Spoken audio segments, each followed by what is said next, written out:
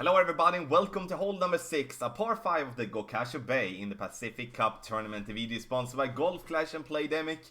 And before we start, don't forget to subscribe to the channel. Also, visit golfclashtommy.com for more Golf Clash related content for free. You can also go to patreon.com/golfclashtommy to get the ultimate tournament text guide. So let's go with hole number 6. Yes, we're going to start with the drive, 10% over adjustment, and we're playing with a power 1 ball, side spin 2, which is named a Quasar. 4.5 bar top spin and as much side spin to the left possible. If we do have a tailwind, we do want the ball to just barely look like it's going to bounce over the rough. This because we don't want the ball to go too far. And we take a normal drive, we don't need to use any curl as the side spin is going to do the work bouncing over the rough here. So we get to bounce over the rough and roll with a nice distance here of a yardage of 335. That was a hard number to say, 335. And now we're going to lay up to play a rough bump.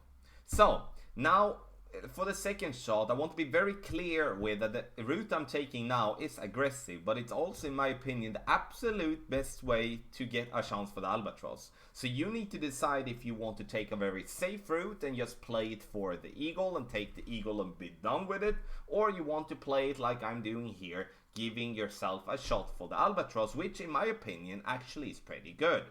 It's all about, obviously, as for every shot, to find the distance, or like to find the adjustment. Our opponent clipped the rough and roll out. That's something to have in mind as well, because if you clip the rough and roll out, you're going to play with a wood club and instead of a long iron that we are doing now. Reason I picked the Goliath here, it's because playing with the backbone will most likely get you in between clubs from certain distances.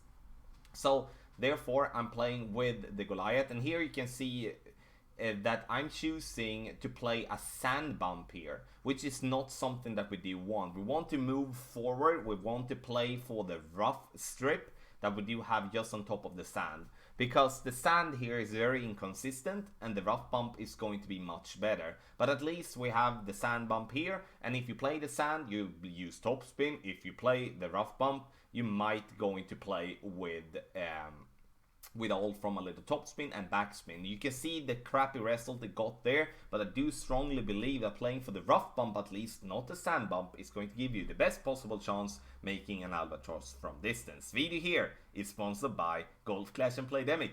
Good luck.